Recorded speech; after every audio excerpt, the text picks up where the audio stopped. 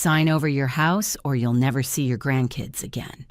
Those words came out of my daughter-in-law's mouth like venom, and I watched her perfectly manicured finger tap against the papers she'd slid across my kitchen table. The same kitchen table where I'd hosted every Thanksgiving for the past 30 years. The same table where I'd taught my son to do his homework. And now, here was his wife, threatening to erase my grandchildren from my life unless I gave her everything. My name is Barbara, and I'm 72 years old. Before I tell you what happened next, I need to know, where are you watching this from? Drop your state or country in the comments. I love knowing I'm not alone in this crazy world, and honestly, after what I went through, I could use the reminder that good people still exist out there. Now let me take you back to where this nightmare really began. My husband Richard died 4 years ago, 46 years of marriage, and then one morning, he just didn't wake up. The doctors said it was his heart, but I think he just couldn't imagine fighting another day. He'd been tired for a while, though he never complained. That was Richard, stoic until the very end. We'd built a good life together. Richard worked as an engineer for Boeing, and I spent 30 years as an elementary school teacher. We weren't wealthy, but we were comfortable. We'd bought our house in 1978 for $65,000 in a modest Seattle suburb. Now it was worth close to $900,000, though I'd never sell it. This house held every memory that mattered. My son Derek was our only child. We'd wanted more, but it just didn't happen for us, so we poured everything into him. Maybe that was our first mistake, giving him too much, expecting too little in return. He was a good kid, though. Smart, funny, kind. At least he used to be. Then he met Vanessa. I'll never forget the first time Derek brought her home. She was beautiful in that calculated way some women perfect. Highlighted hair that looked natural but cost a fortune. Designer clothes with the labels subtle enough to seem classy, and a smile that never quite reached her eyes. She worked in pharmaceutical sales and made decent money, or so she said. Derek was absolutely smitten. "Mom, isn't she incredible?" he'd whispered to me in the kitchen while Vanessa was in the bathroom. I'd wanted to say, "She's looked at her phone 17 times in the last hour and hasn't asked us a single question about ourselves." But instead, I smiled and said, "She's lovely, honey." Richard caught my eye across the room and gave me that look, the one that said, "Let's talk about this later." We did talk about it later, lying in bed that night. Richard thought I was being overprotective. Maybe he was right. Maybe I just saw something he didn't want to see because Derek was so happy. They got married 14 months later in a wedding that cost $40,000. Richard and I paid for half of it, even though Vanessa's parents were perfectly capable of covering the entire thing. That should have been my first real warning sign. Not the wedding cost, but how Vanessa reacted when Richard suggested we split it evenly between both families. She'd gotten this look on her face, this flash of cold calculation, before the smile snapped back into place. "Oh, Barbara, Richard, you're so generous," she'd said, touching my arm in that way that's supposed to seem affectionate, but somehow feels possessive. Derek's so lucky to have parents who want to invest in his happiness. Invest. That word stuck with me. Not support or celebrate. Invest. Like our relationship with our son had become a financial transaction. The first 2 years of their marriage were relatively peaceful. Derek seemed happy, and they'd visit every few weeks for dinner. Vanessa would bring expensive wine and talk about her sales numbers and the trips they were planning. Derek had started working for her father's commercial real estate company, which paid well but seemed to drain something essential out of him. The light in his eyes dimmed little by little. Then Vanessa got pregnant with their first child. I cried when Derek called to tell us. Richard picked me up and spun me around the kitchen, both of us laughing like teenagers. We were going to be grandparents. After losing so much time feeling like something was missing after Richard's retirement and my own, this felt like purpose rushing back into our lives. Lily was born on a Tuesday in March, and the moment I held her, I understood what people meant when they said grandchildren are the reward for not killing your teenagers. She was perfect. 10 fingers, 10 toes, and these huge gray eyes that seemed to look right into my soul. I was completely in love. For a while, things were good. Vanessa seemed softer as a new mother, less focused on appearances and more present with the baby. I'd come over 3 times a week to help, doing laundry, cooking meals, holding Lily while Vanessa napped. Derek was working long hours, and I was happy to support them however I could. Then James came along 22 months later, and with him came a shift I couldn't quite identify at first. Vanessa started making comments. Little things, easy to brush off individually, but harder to ignore as a pattern. "Oh, Barbara, that's an old-fashioned way to do things," when I'd suggest putting the baby on his stomach for tummy time. "We're using the newest research, not what worked in the 80s, when I'd share something from my decades of teaching young children. Derek started backing her up too, not aggressively, but with this defeated tone that told me he'd already had this argument with her in private and lost. "Mom, Vanessa's really educated about this stuff," he'd say. "She's read all the latest books." As if my 30 years working with children meant nothing compared to some parenting guru's bestseller. I bit my tongue. I smiled. I adjusted. Because that's what you do when you want to stay in your grandchildren's lives. You make yourself smaller, quieter, more convenient. You become whatever version of yourself is acceptable. Richard noticed, but he got sick before he could really confront Derek about it. After Richard died, everything changed. Not immediately. Grief has a way of making people show their better selves at first. Derek and Vanessa were there for the funeral, helping with arrangements, managing the visitors. Vanessa even hugged me at the wake, whispering, "We're here for you, Barbara. You're not alone." For about 6 months, they kept up the appearance of support. Derek would call twice a week to check in. They'd bring the kids by on Sundays. I'd watch Lily, now 4, run through the backyard while James toddled after her, and I'd feel Richard's absence like a physical ache. But at least I had them. At least I still had my family. Then Vanessa's campaign began.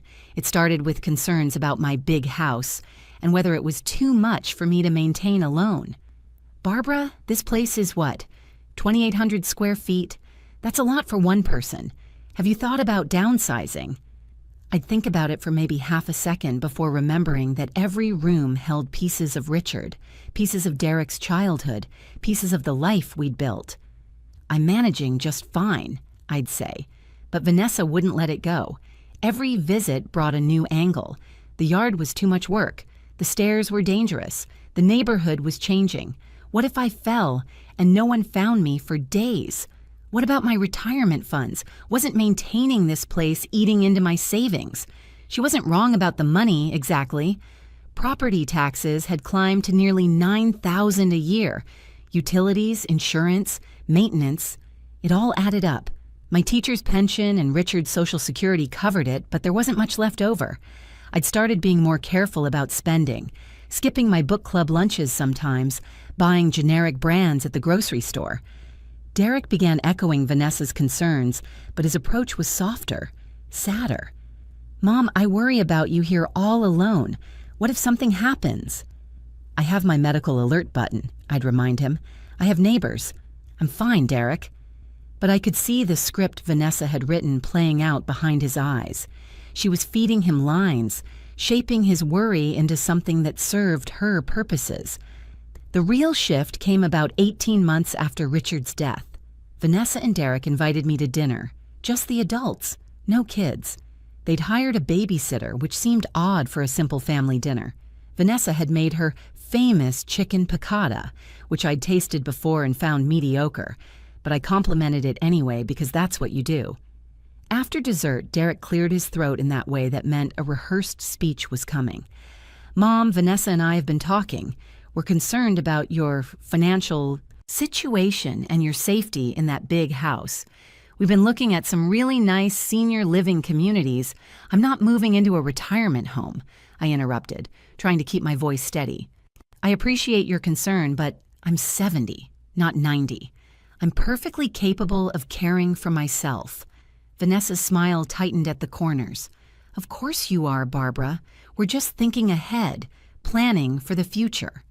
Their thinking ahead became increasingly aggressive over the next few months. They'd send me listings for condos, apartments, even assisted living facilities with amenities they'd highlight like selling points. "Look, Mom, this one has a pool and organized activities," as if I were a child who needed constant entertainment. I stopped responding to their emails. I stopped entertaining their suggestions. And that's when Vanessa changed tactics entirely. She started limiting my access to the grandchildren. At first, it was subtle. Plans would change last minute. "Oh, Barbara, I'm so sorry, but Lily has a playdate we forgot about. James isn't feeling well. Better not risk getting you sick. It's just such a busy week. Maybe next weekend?" Next weekend would come, and there'd be another excuse. Derek would call with apologies that sounded hollow, scripted. "Mom, you know how it is with kids. Their schedules are crazy. We'll make it work soon, I promise." But soon never came. 2 weeks turned into a month. A month turned into 6 weeks. I'd see photos on Vanessa's Facebook of the kids at the park, at birthday parties, at restaurants, living their lives without me in them. She'd post them publicly too, like she wanted me to see what I was missing. I tried confronting Derek directly. "Why are you shutting me out of the kids' lives?" "We're not shutting you out, Mom. We're just busy. And honestly, some of your comments about our parenting have made Vanessa uncomfortable. She feels judged." "What comments? When have I ever criticized your parenting?" "You suggested Lily watch less TV. You said something about James needing more outdoor time. Vanessa feels like you're questioning her choices." I wanted to scream that those weren't criticisms. They were normal grandparent observations, the kind of gentle suggestions that used to be part of regular family communication. But I could hear in Derek's voice that he was defending a position Vanessa had built for him, brick by brick. "Derek, I love those children. I would never intentionally hurt you or Vanessa. If I've said something wrong, I apologize. Please, just let me see my grandkids." There was a long pause. "We'll think about it, Mom. We'll think about it." As if access to my own grandchildren was a privilege they granted based on my behavior, my compliance, my willingness to stay in whatever box they'd designed for me. That was 3 months before the day Vanessa showed up at my door with her papers and her ultimatum. I should mention what Richard and I had set up years earlier after consulting with an estate attorney. We'd been smart about it, or so we thought. Richard had established a family trust, the kind designed to avoid probate and protect assets. The house wasn't technically in my name alone. It was held by the trust, and I was the trustee. Richard and I were co-trustees originally, and after his death, Derek was named as the successor trustee, but only upon my death or incapacity. This meant I controlled everything while I was alive and competent. The house couldn't just be signed over with a simple deed transfer. It would require dissolving the trust or a trustee decision, and there were specific legal procedures involved. Vanessa didn't know about any of this. We'd never discussed the trust's details with Derek beyond the basics, and apparently he'd never mentioned it to her. Or, if he had, she hadn't understood the implications. She saw Barbara's house and assumed it could be transferred like any other property. Which brings me to that horrible afternoon when Vanessa showed up unannounced. I'd been working in the garden, pulling weeds from the rose bushes Richard had planted for our 20th anniversary. My hands were dirty, and I had soil under my fingernails when the doorbell rang. I wasn't expecting anyone, and when I opened the door to find Vanessa standing there, in her business casual attire with a leather folder under her arm, my stomach immediately tensed. "Barbara, we need to talk," she said, pushing past me into the house without waiting for an invitation. She went straight to the kitchen table and laid out her folder, pulling out papers that I could see were some kind of deed or transfer documents. Her whole demeanor was different. No more fake sweetness, no more pretense of concern. This was Vanessa in full predator mode. "I'm going to be direct with you," she said, and her voice had this cold, rehearsed quality like she'd practiced this speech. "Derek and I need this house. We've outgrown our place. The kids need more space. And frankly, you don't need all of this square footage. We've been patient, we've tried suggesting alternatives, but you've been stubborn about this." I stood there, still holding my gardening gloves, trying to process what was happening. "Vanessa, this is my home. Richard and I built our life here. I'm not giving you my house." She smiled, but it was the smile of someone who knew they held all the cards. "Here's the thing, Barbara. You love those grandkids, don't you? Lily's starting to forget who you are. James asks about you sometimes, and honestly, it breaks my heart to keep explaining that Grandma's too busy for them." My heart started pounding. "I'm not too busy. You've been keeping them from me." "That's one interpretation," she said, shrugging. "Here's another. You sign these papers, transfer the house to Derek and me, and you get to be a grandmother again. We'll even let you visit regularly. We might even let you stay in the guest room sometimes, though we'd need to establish some boundaries about that. Let me visit. Let me stay. Like I'd be a guest in the home I'd lived in for 45 years. And if I don't sign?" I asked, though I already knew the answer. Vanessa leaned back in her chair, completely comfortable, completely confident. "Then you'll never see Lily or James again. We'll move if we have to. Derek's already looking at positions in other states. By the time you could fight this in court, if you even could afford to, those kids won't remember you at all. Is that what you want? To be the grandmother they never knew? The sad story we tell them about family members who chose pride over love?" My hands were shaking. I looked down at the papers she'd spread across my table, my kitchen table, where I'd fed my son breakfast before school for 18 years, where Richard and I had paid bills and planned vacations and laughed over coffee on Sunday mornings. "You're blackmailing me," I said quietly. "I'm offering you a choice," Vanessa corrected. "A generous one, actually. You get to downsize like you should have done a year ago. You get to be in your grandchildren's lives. And honestly, Barbara, you get to stop living in the past. Richard's gone. Holding on to this house won't bring him back." That last line, that calculated cruelty about my dead husband, that's what made something inside me shift. I could feel the tears threatening, but I wouldn't give her the satisfaction. Not yet. "Where's Derek?" I asked. "At work. This is between us, woman to woman. Derek will support whatever I decide. He always does." And that was the truth that hurt worse than anything else. My son had become so thoroughly controlled by this woman that she didn't even need him present for this ambush. She knew he'd go along with it. She'd trained him well. I looked at those papers again. My mind was racing, trying to think of options, trying to find a way out. But all I could see was Lily's face, hear James's laugh. Could I really choose a house over my grandchildren? Would Richard want me to fight this if it meant losing Derek's kids forever? "I need time to think," I said. "You have 2 minutes," Vanessa replied, checking her phone. "I have a showing at 4. Of course she had a showing. This was just another transaction to her, another negotiation. She probably had spreadsheets calculating the equity in my house, planning how they'd renovate, maybe even flip it for profit.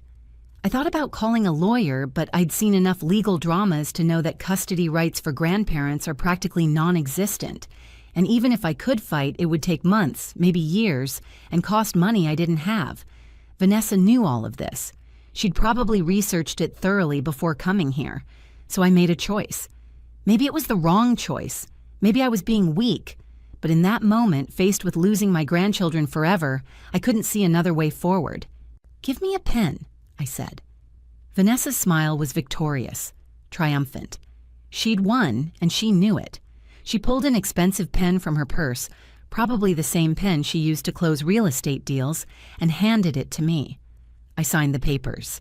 Every page she indicated, every line she pointed to. My hand was shaking so badly that my signature looked like an old woman's trembling scrawl, which I suppose it was. Each stroke of the pen felt like giving away a piece of Richard, a piece of my history, a piece of myself. If you're enjoying this story and want to see how justice gets served, and trust me, it does, hit that subscribe button. You won't want to miss what happens next. When I finished signing the last page, Vanessa gathered up the papers with efficient movements, sliding them back into her leather folder. She stood up, smoothing her skirt, and for just a second, I saw something in her face.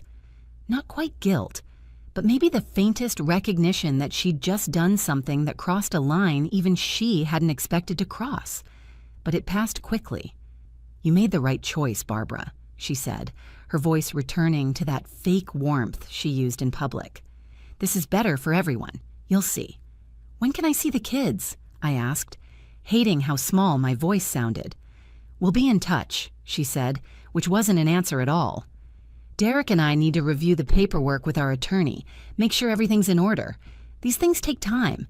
Maybe in a few weeks?" She let herself out, and I stood there in my kitchen, feeling like the walls were closing in. I'd just signed away my home. The home where I'd raised my son, where I'd loved my husband, where every crack in the wall and stain on the counter told a story of the life I'd lived. I sank into a chair and finally let myself cry. For 3 days, I existed in a fog. I didn't call anyone. I didn't leave the house except to get my mail. I walked through rooms I'd lived in for decades, touching furniture, looking at photos, trying to memorize every detail before it was taken from me. I stood in Derek's old bedroom, still painted the blue he'd chosen when he was 12, and wondered where everything had gone so wrong. Had I been too lenient with him? Too generous? Had Richard and I created this situation by never teaching Derek to stand up for himself, to think independently? Or was Vanessa just that good at manipulation, that skilled at finding weak points and exploiting them? I kept checking my phone, hoping Derek would call, hoping he'd tell me he'd stop this insanity, that Vanessa had gone too far. But the phone stayed silent. On the third evening, I was sitting in the living room, staring at nothing, when my phone finally rang. Vanessa's name appeared on the screen, and my heart jumped. Maybe she was calling to schedule a visit with the kids. Maybe this nightmare was almost over. I answered, and immediately, screaming poured through the speaker, so loud I had to hold the phone away from my ear. "What the hell did you do?" Vanessa shrieked. "What kind of sick game are you playing?" I was so stunned I couldn't form words. This wasn't the controlled, calculating woman who'd sat at my kitchen table. This was someone unhinged, furious, completely out of control. "The house isn't even yours," she continued, her voice raw with rage. "It's in some goddamn trust. The title company said we can't file the deed, that you don't have the authority to transfer it, that you made me think I was getting this house. You humiliated me in front of my attorney. Derek is furious. How could you do this to us?" And that's when I started laughing. I couldn't help it. The sound came out of me like something that had been trapped for 3 days, maybe longer, maybe for the entire 18 months since Vanessa had started her campaign to isolate me from my family. I laughed until tears ran down my face, until my stomach hurt, until Vanessa's screaming on the other end of the phone became just background noise to my own relief. "You think this is funny?" she screeched. "You fraudulent, you let me believe Derek. Get on the phone. Your mother is insane." I heard fumbling and then Derek's voice tight with anger. "Mom, what the hell? Vanessa's lawyer says the house is in Dad's trust. You can't just sign it over. Did you know this? Did you deliberately—" "Yes, Derek," I said, my laughter finally subsiding into something calmer, colder. I knew exactly what I was doing. The silence on the other end was profound. "The house is in the family trust your father established 20 years ago," I continued, my voice steady now. "I'm the trustee. The house can't be transferred without specific legal procedures, certainly not with a simple quitclaim deed your wife drew up. Any estate attorney would have told you that if you'd bothered to consult one before attempting to extort me." "Extort?" Vanessa had grabbed the phone back. "We were helping you. We were trying to give you options." "You threatened to cut me off from my grandchildren unless I gave you my house," I said. "That's not help, Vanessa. That's blackmail. And I let you think you'd won because I wanted to see exactly how far you'd go. Turns out, pretty far." "You can't do this," Vanessa said, but her voice had lost its commanding edge. She sounded younger suddenly, less certain. "We have those papers. You signed them. We'll get a lawyer who can figure this out." "Good luck with that," I said. "You'll find that the trust documents are very clear about the transfer procedures, and even if you could somehow challenge it, which you can't, you'd need my cooperation as the trustee, which you're not getting." "Then you'll never see those kids again," Vanessa shouted, defaulting back to her only real weapon. "I swear to God, Barbara, you just made the biggest mistake of your life." "No," I said quietly. "The biggest mistake of my life was not standing up to you sooner. I'm done now. I'm done being manipulated, done being threatened, done watching my son turn into someone I don't recognize because he's too weak to stand up to you." "Mom," Derek started, but I cut him off. "You made your choice, Derek. When you stood by and let your wife threaten me, when you let her use your children as leverage, when you became complicit in trying to steal my home, you made your choice. I hope it was worth it." I hung up before either of them could respond. My hands were shaking again, but this time it was adrenaline, not fear. For the first time in 18 months, I felt like myself again. Then I did what I should have done from the beginning. I called a lawyer. The attorney I contacted, Patricia Morrison, was a family law specialist someone from my book club had recommended.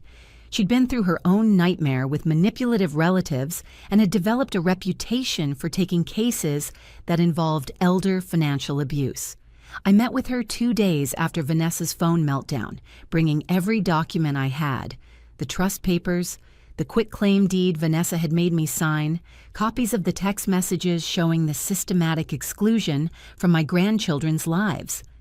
Patricia listened to everything, taking notes, her expression growing more serious as I talked. When I finished, she sat back in her chair and shook her head.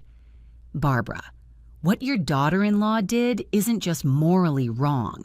It's potentially criminal. This is textbook elder financial abuse and coercion. You could press charges." The thought hadn't even occurred to me. "I don't want her arrested," I said. "I just want her to leave me alone, and I want Derek to understand what he allowed to happen." "Understood," Patricia said. "But I strongly recommend we send a cease and desist letter outlining the legal issues here. It will make clear that any further attempts at coercion, any continued denial of access to your grandchildren as punishment for not giving them the house, will result in legal action. Sometimes people like Vanessa only respond when they understand they've crossed legal lines." She drafted a letter that was simultaneously professional and devastating. It outlined the attempted exploitation, cited specific statutes regarding elder financial abuse in our state, and included a detailed timeline of Vanessa's campaign of isolation and manipulation. It noted that while the quitclaim deed was invalid due to the trust structure, the attempt itself demonstrated clear intent to commit fraud.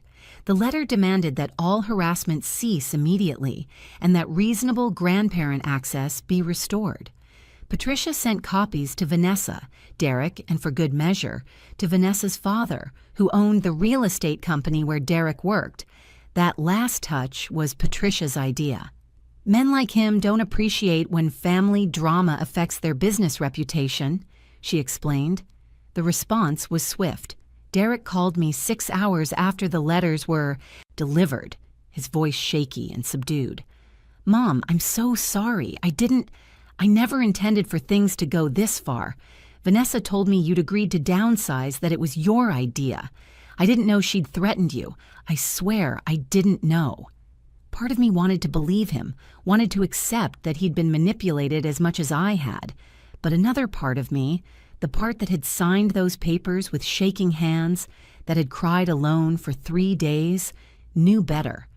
"Derek, you were there when the excuses started," I said. "You heard her canceling visits, making up reasons I couldn't see the kids. Maybe she didn't tell you the exact words she used, but you knew something wasn't right. And you chose her over me. You chose to believe her version of events over your own mother." "I know," he said, and I heard genuine anguish in his voice. "I know, and I don't have an excuse. I should have protected you. Dad would be so disappointed in me." That broke something in both of us. We cried together over the phone, and for a moment, I had my son back. The legal letter did what Patricia predicted it would. It scared Vanessa into compliance. Not because she suddenly grew a conscience, but because her father apparently had a very serious conversation with her about how elder abuse allegations could destroy both her reputation and his business. Derek later told me that his father-in-law had threatened to fire him if this situation wasn't resolved immediately and quietly. Within a week, I received a stiff, formal apology from Vanessa via email. It was clearly written by an attorney and admitted nothing while apologizing for everything. But more importantly, Derek brought the kids over that Saturday afternoon. Lily, now 4.5, was cautious at first, like she couldn't quite remember who I was. But when I pulled out the toy kitchen set I'd kept in my spare room for her visits, something in her face brightened. James, almost 3, was less reserved. He ran to me with his arms up, wanting to be held, and I picked him up and breathed in that perfect toddler smell of apple juice and baby shampoo. Derek sat in my living room while the kids played, looking at his hands. "Vanessa wants to come over sometime to apologize in person," he said, "when you're ready." "I'm not interested in performing forgiveness for her benefit," I replied, "but the kids can visit regularly. That's non-negotiable." "I know, we've worked out a schedule. Every Saturday afternoon, if that works for you." It worked for me. It more than worked for me. Over the following months, Derek and I slowly rebuilt something. It wasn't what we'd had before. That trust had been fractured, and some cracks don't fully heal. But we found a new foundation, one built on honesty about what had happened and his genuine effort to make amends. He started therapy, started questioning the dynamics in his marriage, started remembering who he'd been before Vanessa had reshaped him. Vanessa. And I maintained a cold peace. She never came to my house, and I never asked to go to theirs. We existed in separate orbits, connected only by Derek and the kids. I heard through Derek that she'd been furious about the lawyer's letter, about the humiliation of being called out by her own father, about losing control of the narrative she'd built. But mostly, I heard the sound of my grandchildren laughing in my backyard. I watched Lily help me plant tomatoes in the garden where Richard's roses still bloomed. I read stories to James in the rocking chair that had belonged to my mother. I lived in my house, my home, and I didn't take a single moment of it for granted anymore. The trust Richard and I established did exactly what it was designed to do. It protected our assets and ensured they'd pass to Derek according to our wishes, not according to someone else's manipulation. But more than that, it gave me the leverage I needed to stand up to someone who thought she could take everything from me simply because I loved my grandchildren. Some people mistake kindness for weakness. They mistake a grandmother's love for desperation. Vanessa learned the difference. And I learned that sometimes the best way to win is to let someone think they've already won, right up until the moment they discover they haven't won anything at all.